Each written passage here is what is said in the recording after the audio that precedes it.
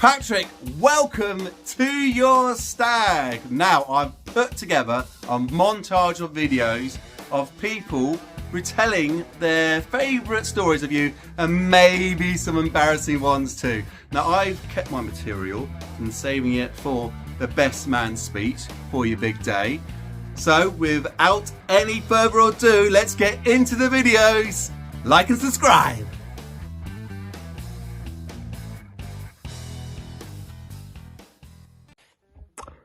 Patrick, many congratulations on your upcoming wedding and obviously your stag do that we're currently on now.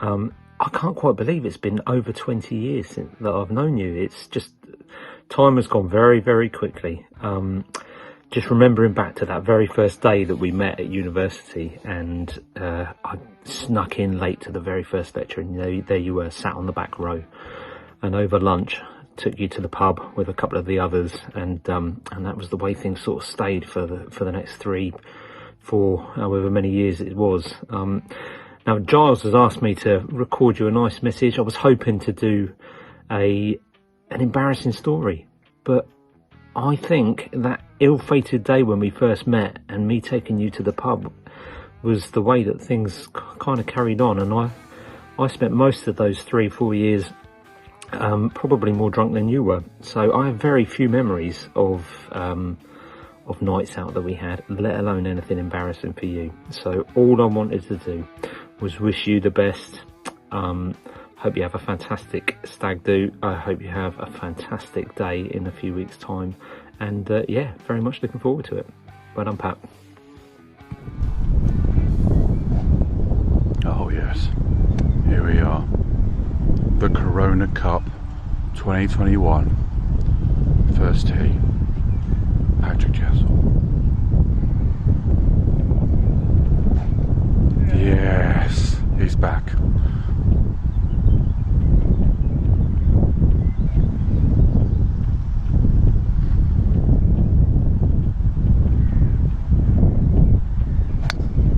That's it, back in business.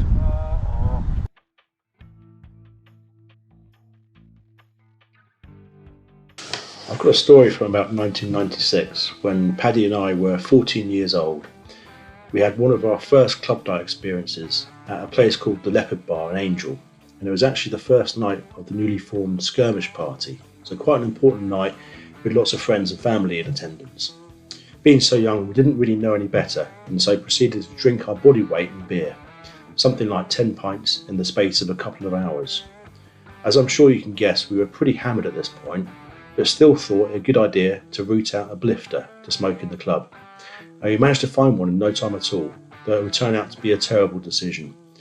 Within moments of smoking this big fat blifter, it became apparent that we were now having an unrelenting whitey, and began to projectile multicolour all over the club, every nook and cranny, and just to add a touch of class, we included the doorsteps to the club itself, much to the horror of the door staff and passers-by.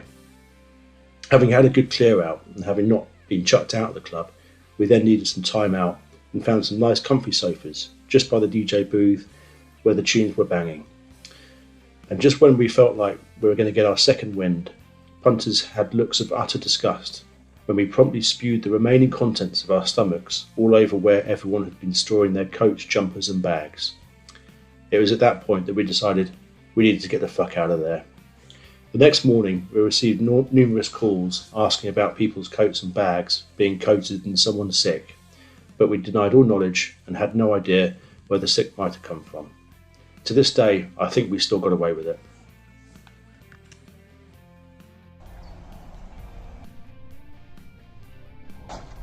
Oh yeah.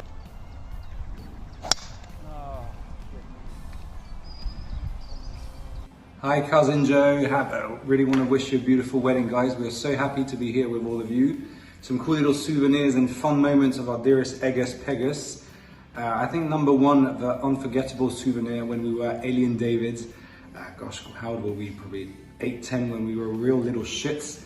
When we were smashing their car. I still laugh a lot about this. Like we were starting to put our hands on the steering wheel, jumping on the seats, throwing bricks on the windscreen, and we just smashed it. We were real little shits. We got a massive bollocking from everyone. And yeah, I think that really remains a classic souvenir of how, you know, terrible we were. And another one completely different, cause is we were in Marseille, probably same age, I don't know, 10ish or something. A stage de planche à voile, you know, windsurfing. We both hated it. It was a typical Marseille coach, you know, with his speedos, and you were just left in the ocean, cannot pull out yourself, struggling, and I really can see your face again about, you know, unforgettable moments. So this is 2 little souvenirs, cars. Really wish you all the best. Super happy to be here, and let's celebrate. Lots of love, guys.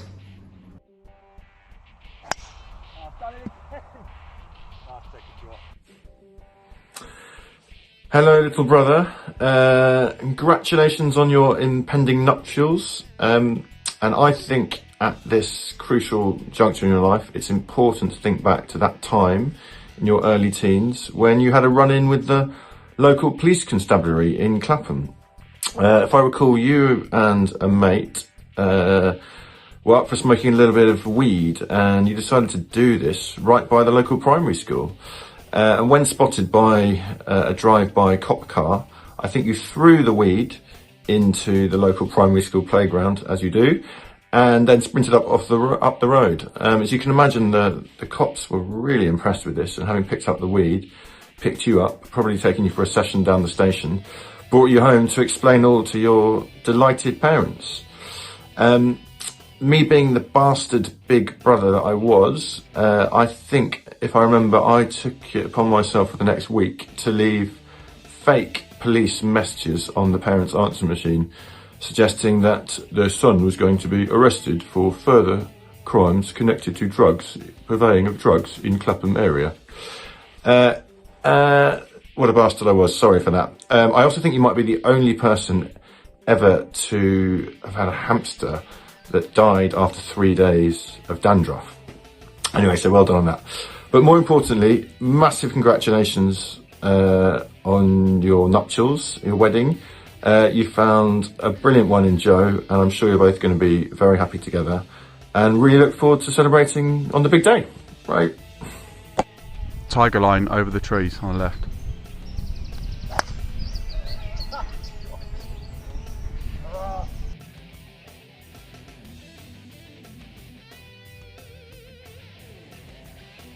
Hi my dear cuz, it's Lukey. I just wanted to wish you all the best for your stag and for your wedding. Just trying to remember all the good things we shared together, having cigars, going clubbing, and going to Hurlingham Club with Grandpa, going to the cinema, playing cricket, and me staying a very long stay at your parents' house in Clapham, and staying with you, going to the museums, going for nice Sunday pubs and all that stuff. Anyhow, wish you all the best and hope you have a great stag weekend, and can't wait for the wedding. All my love. Bye.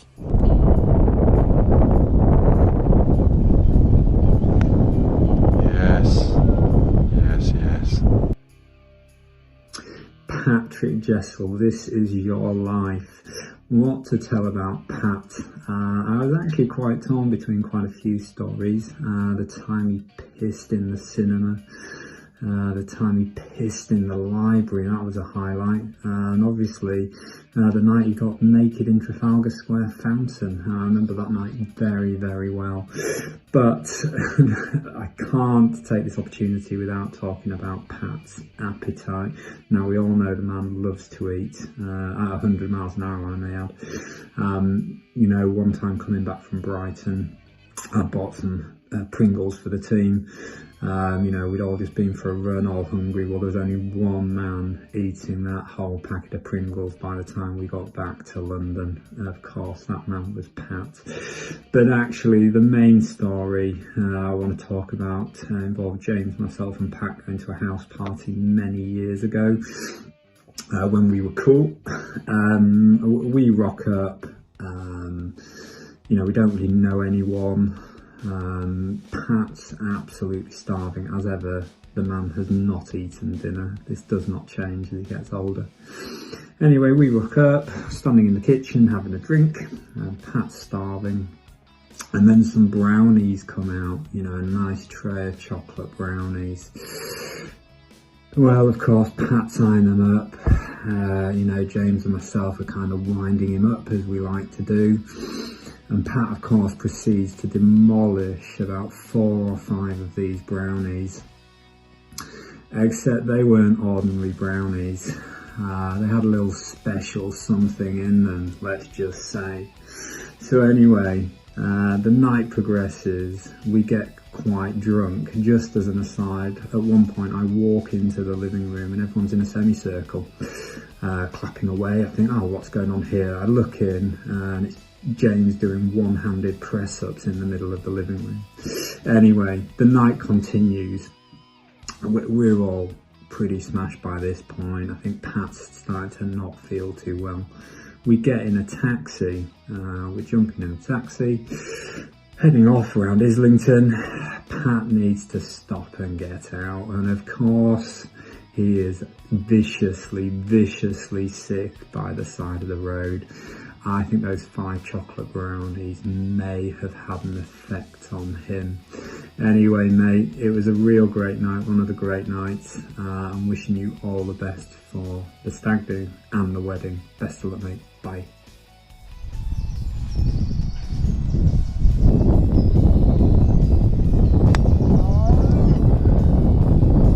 God damn it! I've just spent absolutely ages getting this blue background on for you because I know how much you love the blue team. Yeah, so thinking back, Giles asked me for earliest memories. Well, there's just so many. I mean, I think just thinking back to year 7 at Sibford, and I seem to earliest memories was us playing rugby together, which was always good fun.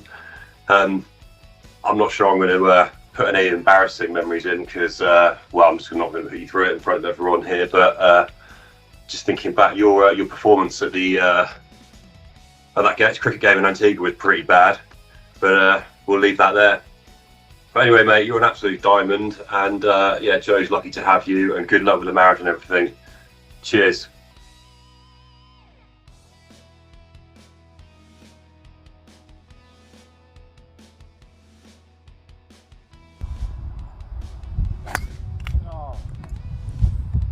Shit. So, an embarrassing story about Patrick. Yeah, the only one I can think of was a few years ago. I got the call from Pat, as we all do, wanting to hang out post-work. The problem was I'd already had plans with some friends who I used to work with. And I thought, you know, I don't really create an industry in terms of friends hanging out or anything like that. So I just thought, yeah, Pat, you're more than welcome to join us. So Pat turned up somewhere in Bank, I think. He met the group, and he took a distinct liking to Xavier, one of my really good friends who I'm well acquainted with. Story for Tim. And we all had drinks. We ended up going to one of those god-awful late-night bar stroke club places. I think it would have been Abacus or something like that. So we're all in there having a dance, good drink. And then towards the end of the night, Xavier came up to me looking rather distressed, to say the word. And I was like, what's up? And she's like, oh, your mate. I was like, what? Patrick, what's he done? So I went over to Pat looking rather perturbed. And I said, yeah, mate, what's going on? He's like, oh, nothing. And I was like, okay, I just left it. And then Xavier said, oh, Patrick tried to kiss me. So at this point, I'll hand over to Xavier. So when I first met Pat about 5 or 6 years ago, I'd gone to go and meet Charles and Tim in a bar and got introduced to Pat, said hello.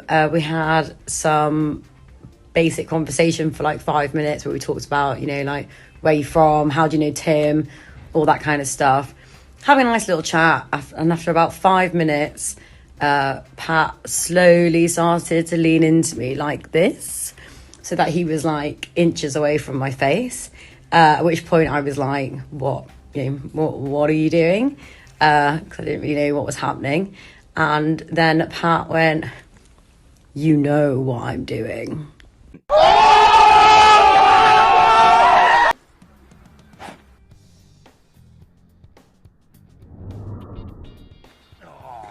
Yes. Hey, birthday club, Corona Cup.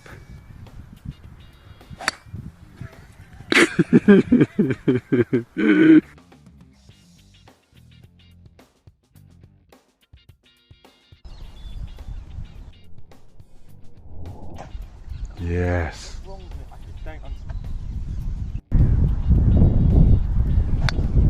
That's it. Patrick, happy stag do, mate. Now I'm assuming that if you're watching this video, we successfully got you on a plane, we managed to keep you on a plane, and hopefully we're all watching these videos in Spain with an ice cold Estrella in hand.